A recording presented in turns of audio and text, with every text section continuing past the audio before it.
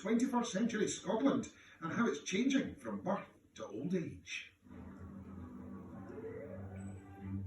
Scotland is changing. The population has never been higher. More than 5 million people live and work here. The country is more diverse, with more people speaking Polish than Gaelic at home. The ethnic mix is richer than ever. I find myself speaking with words like we. Scotland's industries are evolving and digital businesses booming. Engineering and old industries are being replaced by the new. The growth and the jobs and the amazing new stuff is here. More than 2 million foreign visitors a year are boosting the Scottish economy. You can swim with dolphins all over the world. This is where you get to swim with monsters. Wonderful. So how does modern Scotland work? What does it mean to be Scottish in 2015? How are Scotland's jobs and industries competing on a global stage? How do others see us? This series goes to the heart of contemporary Scottish life to reveal how Scotland works.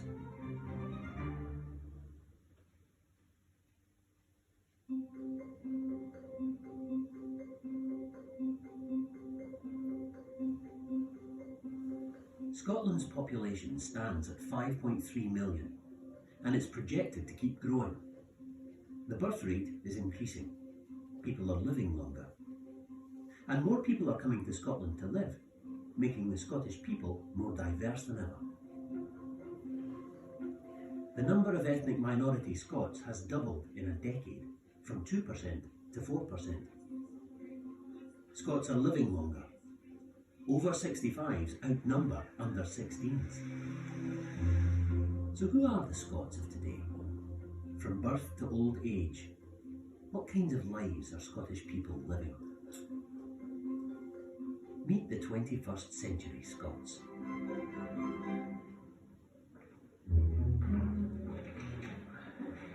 Good stuff, you all set? Ready, I think. Yeah, it's fine. So, monitor's on, we'll squeeze your arm, drip in the back of the hand and the local in a second. Just remind me, you left or right hand? That's fine, we'll pop it in on the right then. So a bit of pushing now. In Aberdeen Royal Infirmary, a new Scottish baby is about to be born. In all, more than 50,000 babies will be delivered in Scotland this year by 2,900 midwives in 40 maternity units across the country. These midwives are supported by hundreds more clinical staff, like anaesthetist Alan Thompson. His job requires a high level of medical skill, but it also needs the human touch. I think it's just about human warmth, basically. It's about remembering to do the human stuff as well as the medicine. Today's birth is a planned C-section. 1 in 10 Scottish mums now choose this type of birth, a big increase on previous decades. Are you comfortable? Yeah. Good. Oh, yeah. As comfortable as can be. Have you any pain? That's the most important thing. This will be the third baby that mum Angela has delivered this way. But this will be our first Scottish baby. There we are. Hello! Oh my goodness, what a well-behaved baby. Angela is Dutch by birth. Her husband Tim is from Zimbabwe and their 2 other children were born in South Africa. This family shows how Scotland's population is changing and growing. I mean, it's only when they come out that you realise that that was truly inside you, and it's just amazing. Totally amazing.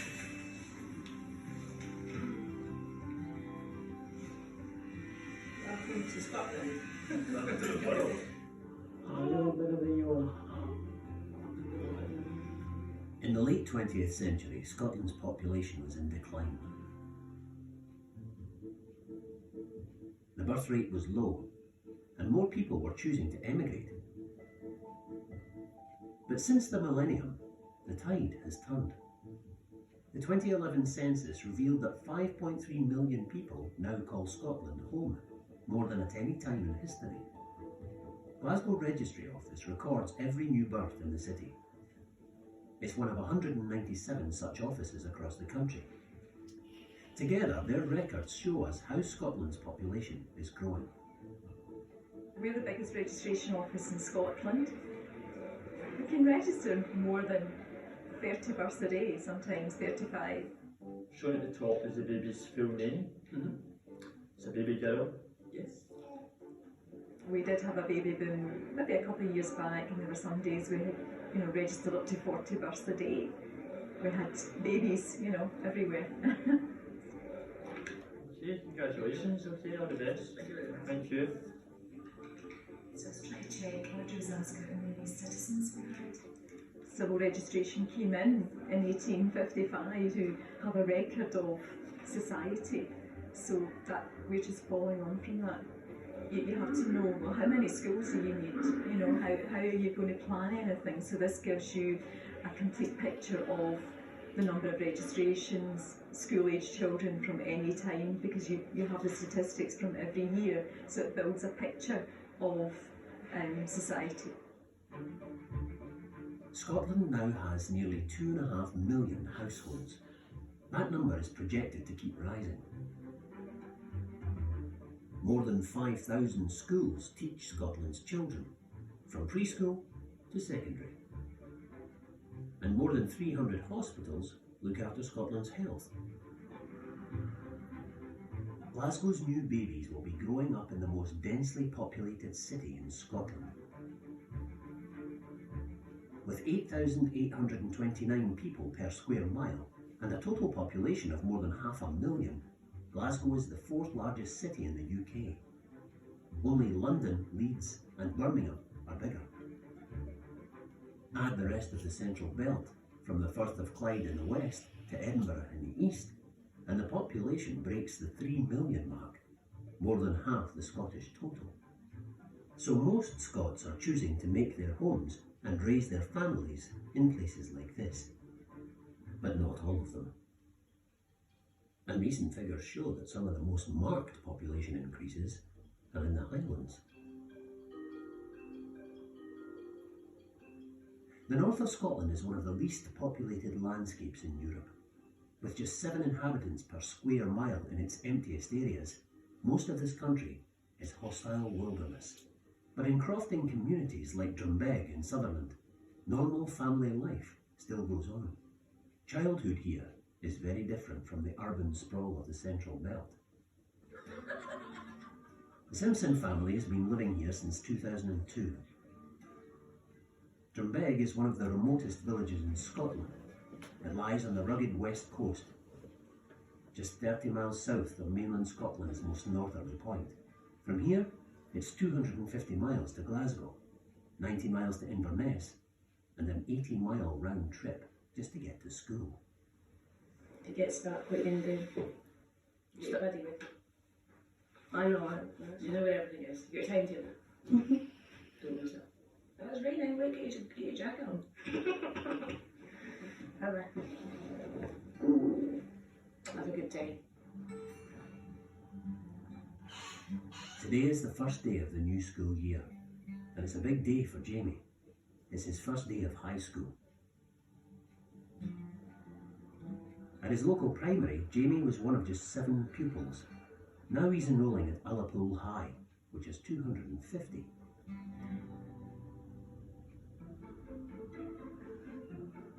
Young people like Jamie are crucial to the future of this remote part of Scotland. For 250 years, the population of the Highlands was in decline. Generation after generation, people left in search of work or were forced off the land and never came back. But today, most Scots are choosing to make their homes here. Since 2001, the Highland population increased by 11%. That's an extra 23,000 people. And it's one of only 3 areas in Scotland showing an increase in the number of children under 15. Incomers are boosting numbers. More babies are being born. and people are living longer. Geographically, Ullapool High School has one of the biggest catchment areas in the country. For pupils like Jamie, who lives 40 miles away, getting there involves some extreme commuting. Despite the travelling, Jamie is looking forward to his new school. Not a lot of nerves, just more excitement to just get started and that, see all my friends again. This is now Jamie's school run, nearly an hour and a half each way, every day, on 2 buses.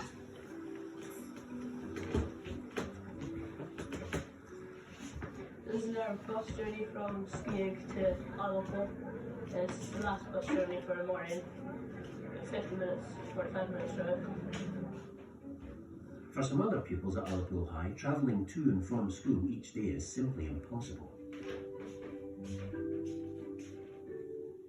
Look at this view. Isn't it great? 13-year-old Alex lives on the Scorig Peninsula by Loch Broom. Her house is just round the coast from Ullapool itself. The school is only 10 miles away as the crow flies. But there are no roads in or out. The land is surrounded by water. The quickest way to get there is by boat. Everywhere is your garden. There's nowhere that you can't go. You have dens everywhere and go up, climb trees, go camping. It's great fun.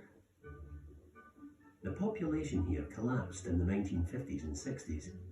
In 1964, the last of the permanent Gaelic-speaking residents left for good. But since then, waves of incomers from other parts of the UK have revived the community. Many come here looking for a self-sufficient life, close to nature. But now, Alex's idyllic childhood is coming to an end. She's entering her second year at high school, and exams are on the horizon. Well, I like to pack. So, better get started. She'll spend the week boarding at school in Ullapool. More than 100 school children across the Highlands have to board like this. When she was still at primary, I was a bit apprehensive about sending her, and I thought we might have to move when that day came. But as the time came nearer, I could see how excited she was about it, and I didn't want to deprive her of that experience. I was excited for her because by putting myself in her shoes, it's an amazing adventure.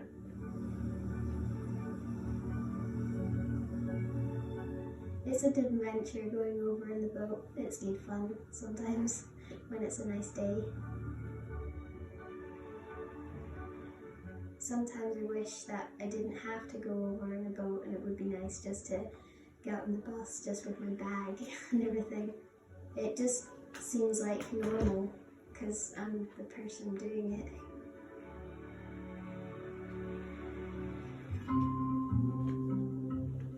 Including preschoolers, there are more than 700,000 school children in Scotland. The vast majority, around 670,000, are enrolled in Scotland's state schools. 2,081 primary schools teach them to read and write, and 367 secondary schools prepare them for the adult world. In Ullapool, head teacher Robbie McFedries is preparing these pupils for life in the world beyond the Highlands. Right. Good morning, everyone. He knows many of them will have to leave the area for university and work. But he hopes the recent surge in numbers of young people choosing to live here will continue. It's great to see Farcha. Welcome. Welcome to Ullapool High School. Welcome to your school. We're brand new today. We've got 45 youngsters starting in the school, and we serve a huge geographical area. It must be one of the widest in Scotland. And for many of them, as you'll see this morning when they came in after 90 minutes on a bus, it's hard going. I think it does build resilience. I think it does build this strong sense of community that I'm talking about, this perceived isolation that we have here. We have youngsters that go to universities in Scotland, Britain, Europe and in America, And then when you find out where people are 5, 6, 7 years after they've left here, it's New Zealand, Alaska, Antarctica this year. I suppose part of my job is that, okay, in your 20s, maybe you do want to go and explore. I want them to come back. And that's a job for us all. I see trees of green, red roses too. I see the red mud following you. And I think to myself, what a wonderful world. Jamie has at least 4 years of school left ahead of him, but he thinks he knows what he wants to do when he grows up. His ambition is to stay here in the Highlands and become a crofter. Crofting is the traditional form of Highland farming. On small-scale plots, these remote communities grow crops and raise livestock. There are roughly 30,000 crofters still working the land in Scotland. Jamie's mum Marianne is one of them. She runs her croft as a business, but it also helps to feed the family. She keeps goats and chickens and grows most of the vegetables they need. Jamie is her apprentice. That big boy over there, he's my favourite. He's very sociable and me and him usually get along. Coming from school and collecting all the eggs, checking on sheep, feeding the goats, and that's it for the night. And early start in the morning for milking and all that. It's my job to do all these animals. Oh. It would be nice for more young people to go back to the old ways with a slightly modern touch. We've taken crofting as, it's a lifestyle choice as much as anything else. But so if he wants to go into crafting, then yes, absolutely, we'll be right behind him and help him all we can. It's ground that I can work on, I can live on, and have fun. It's not always fun, there's some mucky sides to it too, but for me it doesn't get any better than this. Taking all the words from my mouth.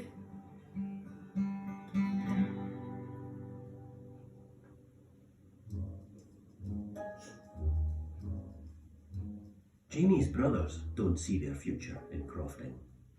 They've got their sights set on university. Just like thousands of other Scottish teenagers, Scotland has 19 universities, and more top-class universities per head of population than anywhere in the world. At least 35,000 students enrol each year. Hi guys, I'm sorry about my hair. Among this year's freshers are 17-year-old Wendy Onabuli and her friends from Springburn Academy in Glasgow. It's an exciting time, a turning point in their lives. Can't take a picture of this occasion, it will never happen again. But it's tinged with sadness too, as they prepare to go their separate ways. Yeah, it's just sort of cramming as much as we can into like the short space of time before we all sort of go off to uni. But for Wendy, this moment has even greater significance. Wendy was 9 years old when she arrived in Scotland from Nigeria. Her family were fleeing from a life-threatening situation at home. Hostilities from people, and it was degenerating, and it's like we wouldn't know how bad was bad, how like it was going to get worse, and I wasn't going to just put my children's life in danger or wait for something terrible or horrible to happen to them. So I was like, I need to get away from this for their safety. So I knew it was the right thing for myself and my children. So. Around 2,000 people apply for asylum in Scotland each year. This is out of a UK total of more than 20,000. For a time, Wendy's family were housed in the notorious Red Road Flats, home to asylum seekers from all over the world for the past 12 years. Wendy enrolled in nearby Springburn Academy and did her best to settle into her new life in Scotland. I really think I made a conscious effort not to go pursuing vibe being an asylum seeker. I just feel like I was just myself. I just sort of try and see the positives, because regardless of like what situation you're in, I always believe like there's always someone in a worse position than you, and like if they can deal with it, then so can you. But for years the family were in legal limbo. They moved from flat to flat. Wendy's mum wasn't allowed to work, and they faced the constant threat of deportation. Yet with all this stress, Wendy was becoming a straight A student. When things did get tough, my mum was slowly sort of focus my energy on my education and like what I'm good at, rather than sort of replay the negatives in my mind and let that sort of weigh me down. But Wendy's residency status was still uncertain, and her place at university was under threat. She didn't even know if she would be allowed to stay in the UK. I feel like everybody sort of has stressful time. I can't really pick one that's been really stressful. But I'd say sort of not knowing if I was going to like uni or not would have been sort of my most stressful point.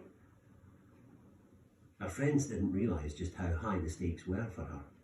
I know she's come from Nigeria, but I didn't know like she was like kind of asylum seeker or that, anything like that, because she has quite a private person, so tell and like, she won't give anything away. Her private life. Like if I was Mira, she was like she just moved house. Knowing Wendy's potential, her teachers in Glasgow University were able to make sure that she wouldn't lose her place. I know. I can't wait. And during the summer of 2014, she and her family were finally granted leave to remain. I feel fortunate to be in a country where if you do well in school, you sort of have the opportunity to go to university and sort of like you have a right to an education, and you're not sort of prevented from it, or not being able to go through personal or like political circumstances and things. I'm studying biochemistry. Wendy has opportunities that previous generations of Scottish women could scarcely dream of. She'll pursue a career in science or medicine. Scotland now has 1.2 million women in employment, a new record. In 32% of Scottish households, the mother is now the main breadwinner. That's the highest figure in the UK. And more women are going into business for themselves.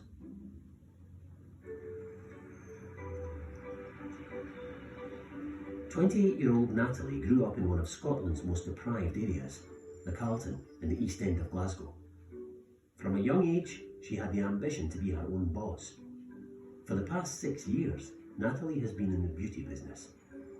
Her salon in Duke Street was recently named Scottish Salon of the Year. So here we are, we're at the famous VIP, and we're just about to open the salon for a busy day. There are loads of online orders and stuff to do, so I took a gamble, but obviously my gamble's paying off because it's worked and I've got the best shop in Glasgow. Are you enjoying it? I love it. Glasgow has more beauty salons than anywhere else in Scotland. Natalie reckons there are more than 20 in Duke Street alone. She wanted hers to stand out from the crowd, so she made it a one-stop shop for hair, makeup, tans and frocks. I'm very proud, I'm very happy. As soon as I drive down the street over there, like at night and it's all lit up, I say, that's actually my shop. It makes me smile to say that's actually mine. Like, I don't even really believe it sometimes. Like, I think, how lucky am I? Like, because I was here when this shop was nothing like this, and obviously it got built and designed the way I wanted it. Like, people say, who done this, who designed it this way? I done it. But this is more than just a salon. For local women, it's become a social hub. It's a place where obviously women all congregate and chat about life and their family and obviously what's going on, and I'm a bit like Estima, but obviously it's not Estima. We're living in it. We've not got like the funny, see like head wraps on and stuff and big bags. That was hard. Obviously that was hard work years ago, like going to the wash house on the Estima, like it's changed days. In previous generations, women going into business and being financially independent would have been unusual. But Natalie and her staff take it for granted. I just think now, it's totally changed that, women can be out, making money, being successful, where, years ago it would be that it's always the man that's expected to take out for dinner and pay for everything. Natalie's tried to create an atmosphere where customers become friends. And here you come here, you've got the friendliness, the environment, the niceness, the personality, the work at the service, it's just untold, man. It's just, it's just brilliant. As I say to you earlier on, you walk in here, you're a stranger, you walk out with pals. That's nice. Makes me happy to see good feedback like that. Give it some love.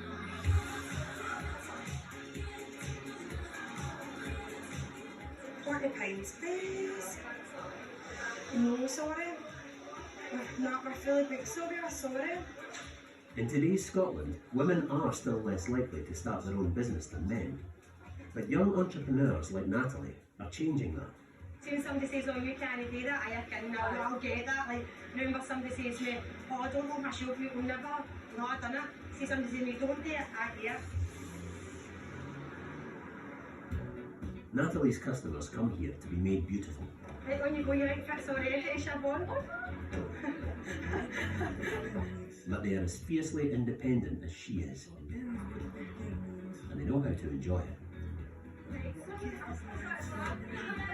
See, you always look for a guy who's like the dad. That's nice, isn't it? Depends if that is.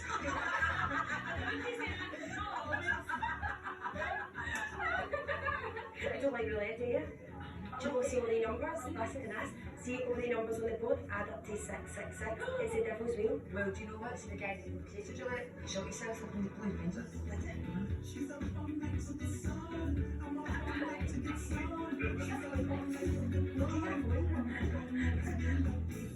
Glasgow has more than 70 nightclubs that between them can cater for over 40,000 revellers. You have to go that extra mile to make an impression.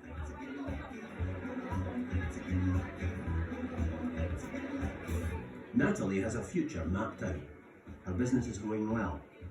She's also a mum. And now she's planning the next big event in her life, her wedding.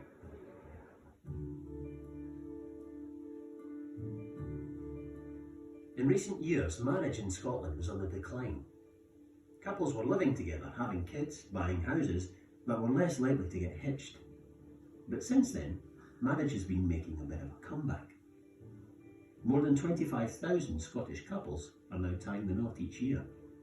While that's still almost 10,000 fewer than 40 years ago, it does mark an increase on recent years. The average Scottish wedding costs almost £20,000. But not every couple feels the need to splash the cash. Tomorrow, all being well, Samantha Jane will be getting married in Crosshouse, near Kilmarnock. To keep costs down, her friends and family have chipped in to help. Samantha Jane is taking care of a few last-minute details. We've got dresses, but we've got no shoes, we've got no accessories. Right, I'll phone home and let them know I'm coming. Have you got your phones? Samantha Jane's fiancé Joe is taking things in his stride. We've been building up to it for quite a wee while, and then it all suddenly comes together. And you have rehearsals, which was last night, and then it really kind of sunk home. You know, we're only one day away from marriage. There's quite an age difference between myself and Samantha. I'm 59, and Samantha's 34. But in this day and age, I don't think age comes into it. It's not a big deal. Oh, and put away with the horse, which, oh boy, hey, whoa, Sharon! There you go. Getting married is still one of life's big moments, but attitudes have changed. It was once a social obligation for a couple. Now, it's a personal choice. I think if it had been like in the 1960s where you didn't live together, I think then I might be in a different state. But we've lived together for 2 years, so it's just a bit of paper. Ultimately, I know, but it's a bit of paper. Ultimately, saying that I want to spend my life with you. Exactly. I didn't propose and I done it in the traditional way. I actually got down on one knee and proposed to her, but unfortunately, I didn't have a ring. So we used a ring pull, off I can. Come on, honey, you tired? And it was a natural step to take. So, and that's where we are today. The average Scottish wedding takes over a year to plan. The stress level of the average Scottish wedding has yet to be accurately measured. Can you phone her and phone me back and tell me where I'm heading? What is that, the shoes and stuff?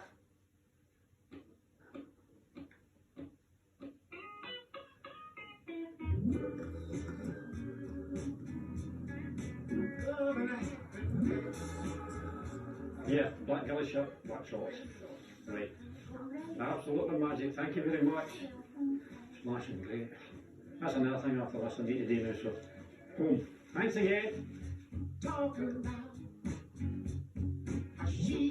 just, please God, feed the right back. I've done everything I can do, nothing else can be done.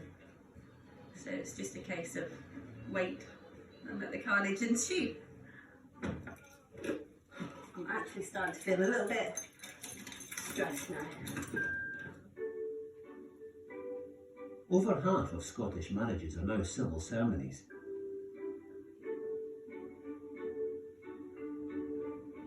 Religious ceremonies have been declining for decades, reflecting a continuing drop in church-going in Scotland. But from 2009 to 2012, the number of religious weddings actually went up, partly thanks to the legalisation of humanist weddings, which are now classed as faith-based.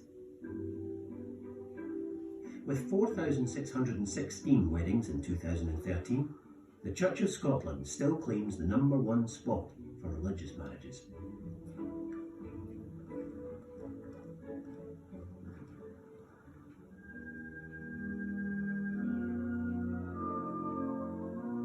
Samantha, Jane and Joe aren't regular churchgoers, but they want to be married in the eyes of God. It's important that you do believe in something, and because I have a belief and he has a belief, we wanted to incorporate that into the wedding. Samantha, Jane and Joe are delighted to welcome you all to their wedding ceremony here in Crosshouse Parish Church. This is a happy day for them, and it's made all the happier for them because you've come to share it with them. It's good to be a God, one way or another. You think with the conflicts we've had all over the world and the disasters we've had all over the world, that God would make an appearance, and sort it out, but maybe that's me being a playground philosopher. To cherish and respect you. Cherish and respect you. And to love you always. To love you always. As long as we both shall live. As long as we both shall live. Wonderful. You may now enjoy your first kiss as husband and wife.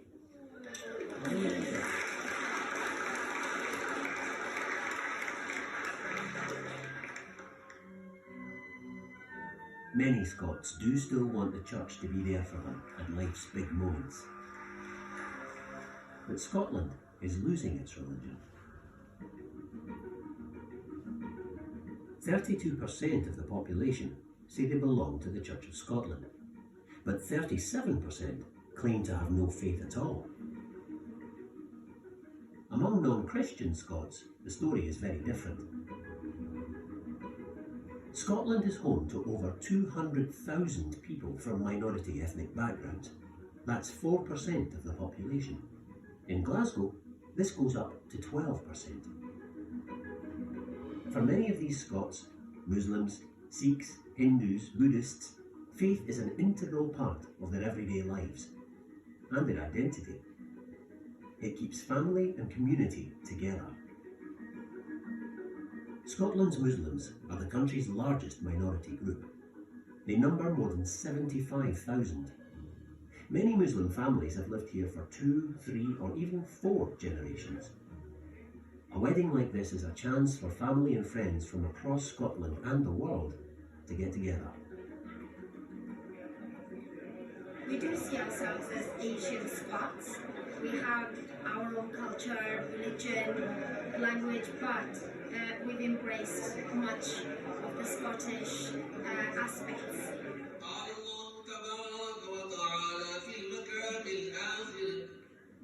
In 1952, when my father came over to this country, he began his career as a peddler. I mean, he was a typical Pakistani, going around with his bicycle, selling goods door to door. And from 1952 until the day he died, he built up a very, very established business in the north of Scotland. So we gave back an awful lot to the community, but we got an awful lot from the community as well. We were very enriched by our neighbours, our friends, and our education. Most Scottish Muslims live in Glasgow and the south, but this Islamic community is thriving far from there, in Inverness. I find myself speaking with words like we, like, oh, could you do me a wee favour? And I think that the lines between cultures become a little bit less distinguished, which is really nice. Inverness is the fastest growing city in Scotland. Since 2001, its population has grown by over 15%. The Muslim community here numbers just 400, but it's growing all the time. For the past 6 years, they have been raising funds to establish a proper mosque in the town. Now, it's finally ready. It marks quite a change for this building. It used to be a football supporters club. It has been transformed into the most northerly mosque in the UK. Today is the festival of Eid. This marks the end of Ramadan, a month of fasting when Muslims don't eat or drink between dawn and dusk. It's a time for family, friends and neighbours to come together and eat.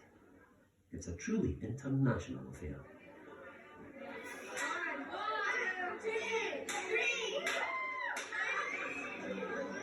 Celebrate the best way possible.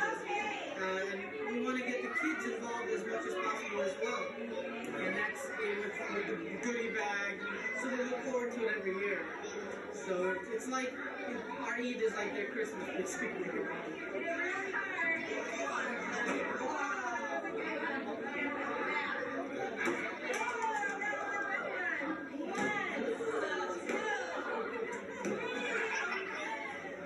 They love hitting stuff. and then when candy falls out of something that they hit, it's even better.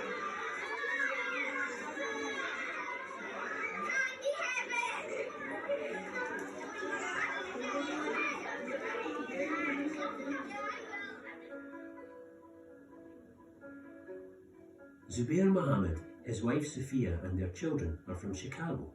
They've been in Inverness for just over a year. Abdullah, your job is to color in this circle. That's pretty good. I knew of the Highlands because of Braveheart, and I knew of Braveheart because of Zubair. It was like my thing. Every summer holidays, they would start with Braveheart. I kind of know every line from the movie. So, Sons of Scotland, you know, I am William Wallace. And then he's like, William Wallace is 7 feet tall.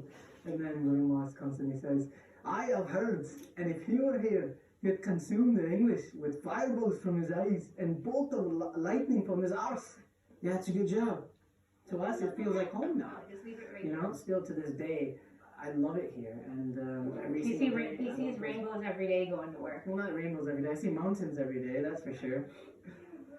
Ismail already has like a mixed accent. He's a little American, a little English, a little Scottish. He says a few words here. I do hope Abdullah will pick up a really strong Scottish accent. So whenever he goes back and sees his cousins in America, they can see that, you know, that accent, and he'll be like the cool cousin. Okay, how are you? Zubair and his family feel at home in Scotland. The country has welcomed them to join what is an increasingly diverse society. But there's another, bigger change happening to the makeup of the Scottish people. It's a trend that other European countries are experiencing too. The population is getting older.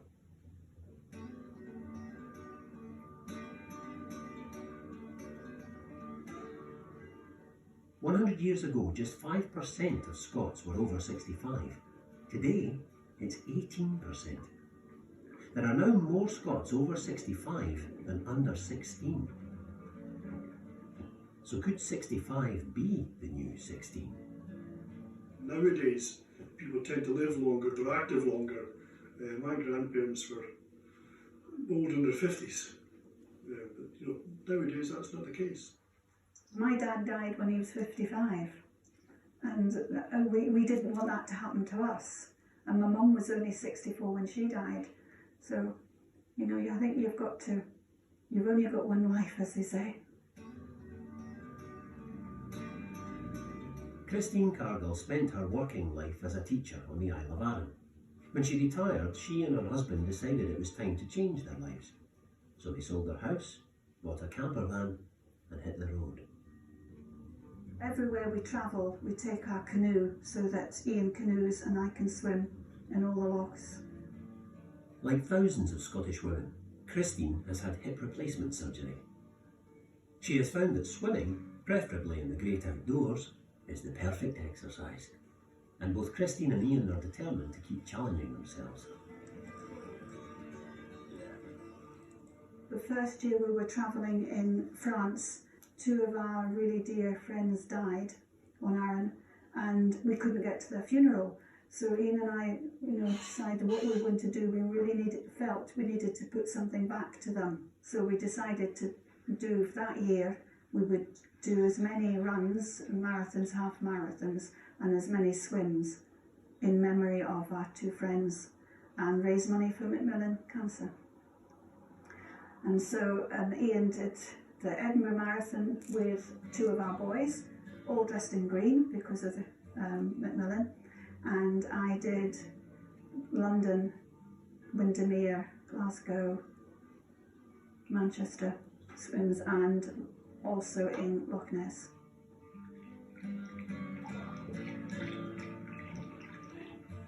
When you do look around at the people that go to swim at these great swims, they're not all young, beautiful and slim bodies. There's lots of different shapes and sizes and ages.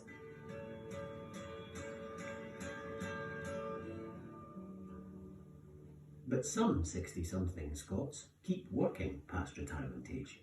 So in the workshop here we've got machines which cut and print vinyl, the vinyl and rolls at the back of the workshop here. Elsie is 63.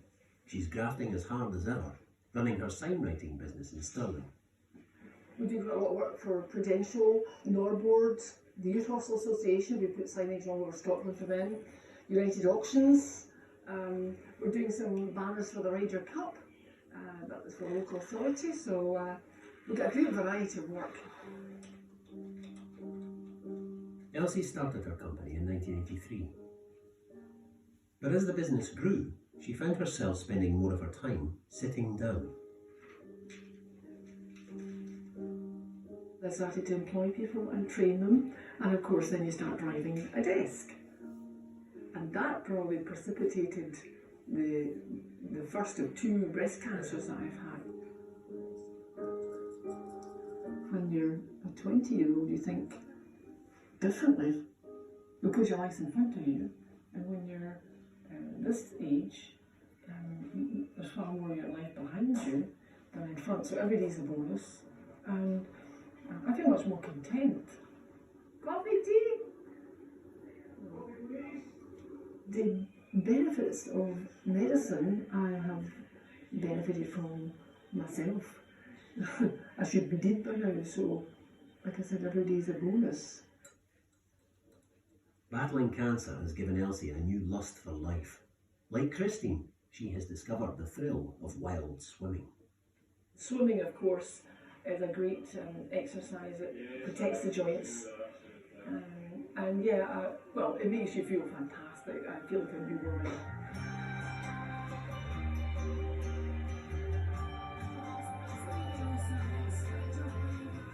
Today, Elsie and Christine are taking on a challenge that would be daunting for someone half their age. They are swimming a mile across Loch Lomond, a gruelling hour in choppy, open water. They won't be alone. This year's Great Scottish Swim is the biggest yet. More than 2,500 people will take the plunge. Scots of all ages, shapes and sizes have got up off the sofa and trained hard for this. 3 generations of Christine's family are here to cheer her on. I think she'll do really well. Yeah, she had a hip replacement a year ago, but I think she'll do really well. If you're in the water, you're in any discomfort, if you feel unwell or you get yourself into trouble, all you have to do is to get on your back, tread water and raise one hand in the air. I was a bit nervous getting changed and feeling very tearful actually, because I've had 2 cancers and had my 2nd hip replacement last November. Because of work, I haven't been able to train swimming. I've been doing circuit training, but I've not been near the pool. I'll just keep swimming. It'll take me a long time, but I'll get there.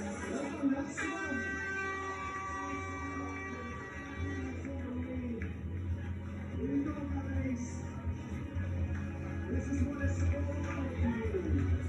You're going to swim on your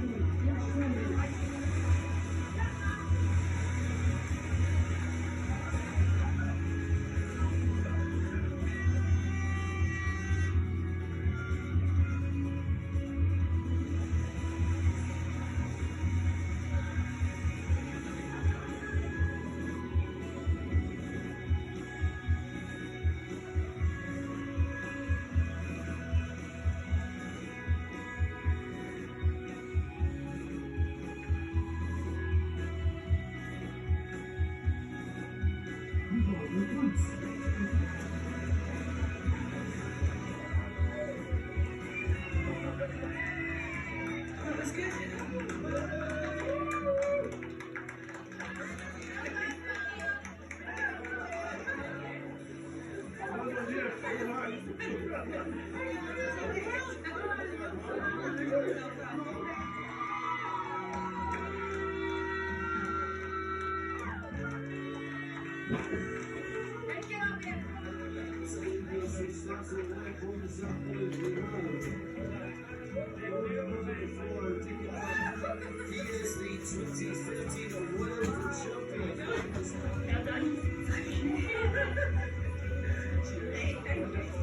I'm just thrilled that I've got the health to be able to do this. To be able to do this is just magic. Big smiles, that's wonderful. Slower than I normally have done before, but it was choppy going out. There we go, wonderful. I'm going to have a glass of wine tonight, maybe more than a glass of wine. Scotland's population is ageing because people are living longer, healthier lives.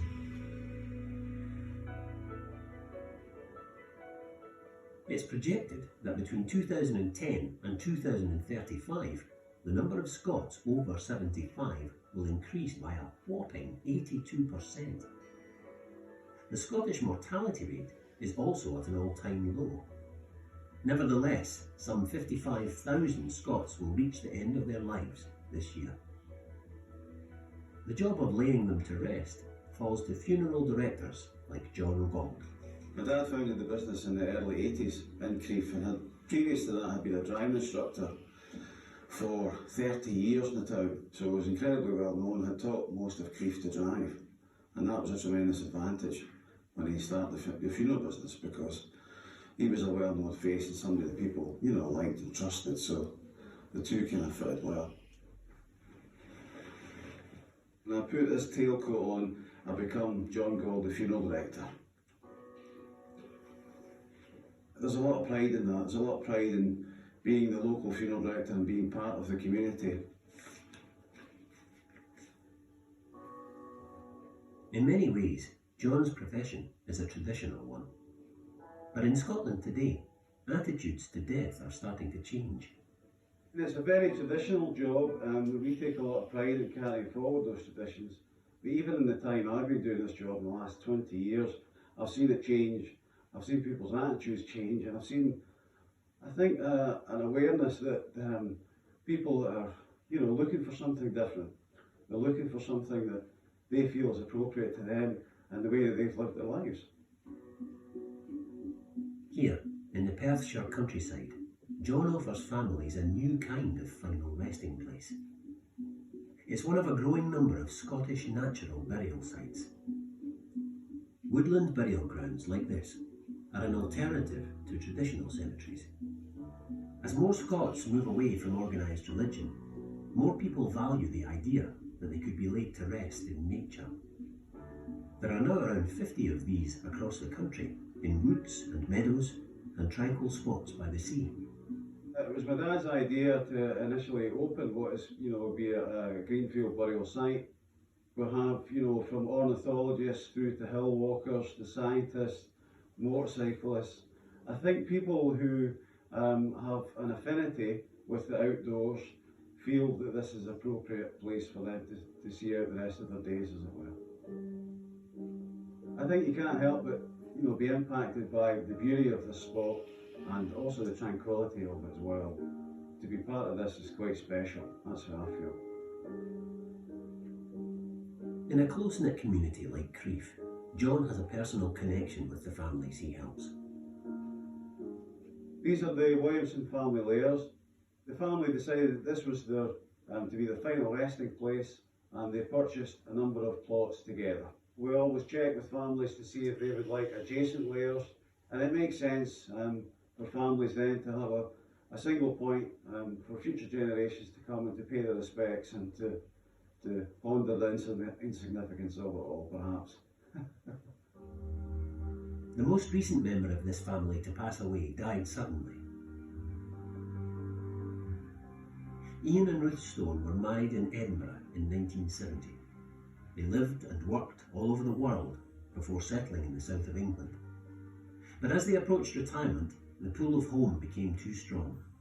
So in 2006, they answered the call of Scotland and returned to Perthshire. They were looking forward to growing old together, here.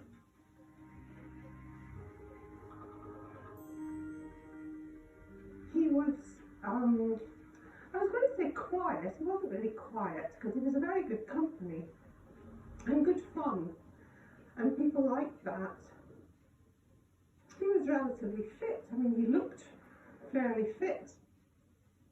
He suddenly became dizzy one Thursday evening. By the morning, it was apparent that there was something going wrong.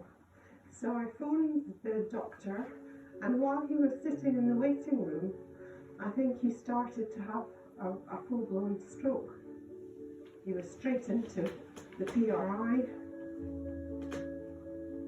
The plan was that he would come home for the Saturday, so that was a week afterwards, and I could see on the way home in the car that something wasn't quite right. He started saying things to me like, I think you better get used to being on your own.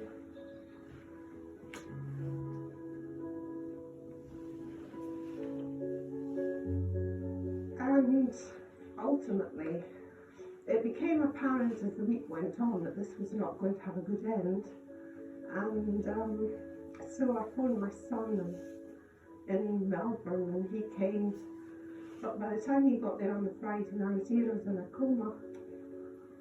And he died on the Sunday morning.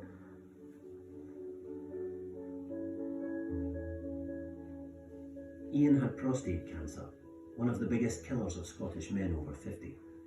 It's easy to miss, and though his was diagnosed, it was too late. Today, Ian's family and friends have gathered at the natural burial ground to lay him to rest. The great architect of the universe called a brother, John Francis Stone, to his nearer presence on Sunday the 28th of September 2014. At Crieff Parish Church we committed his soul unto God's eternal rest. We have now brought him home to his final resting place, here in this beautiful part of West Strathearn, where his father-in-law, mother-in-law and brother-in-law are also buried. A place which will remain a focal point for relatives and friends to visit in the years that lie ahead. We now commit his body to the ground, earth to earth, ashes to ashes, dust to dust.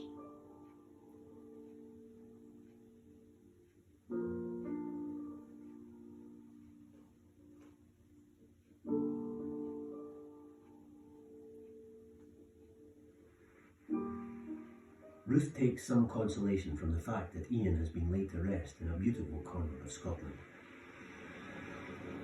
This is the turret, but this flows into the urn. And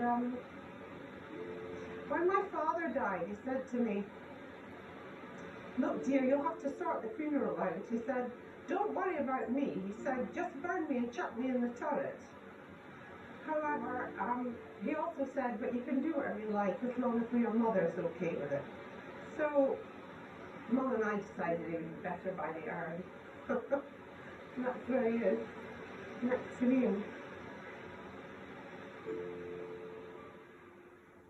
Scotland's population might be getting older, but in Scotland today, more births than deaths are now being registered each year.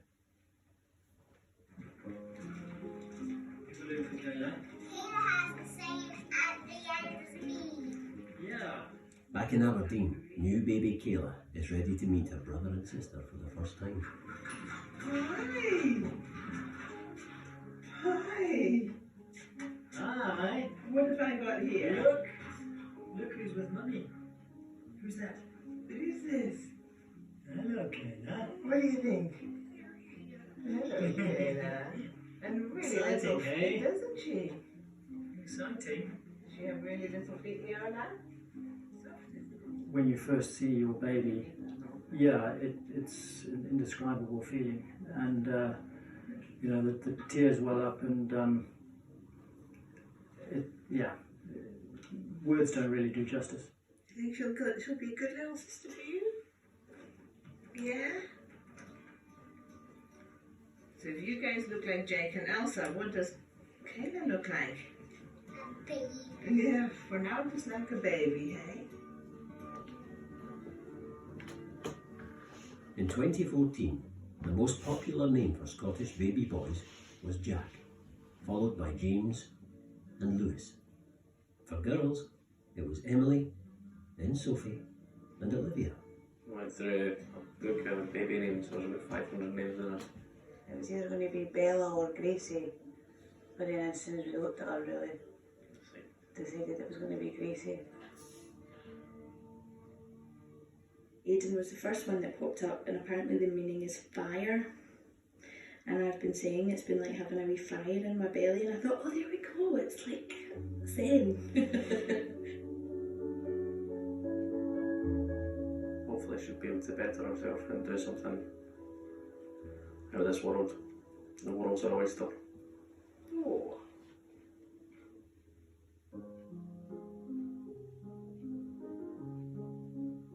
The Scotland in which these babies will grow up is likely to become more populous and more diverse in their lifetimes. Experts predict there will be close to 6 million Scots by 2037, up from 5.3 million today, and that the number of Scots from ethnic backgrounds will continue to grow. So life in Scotland will continue to change.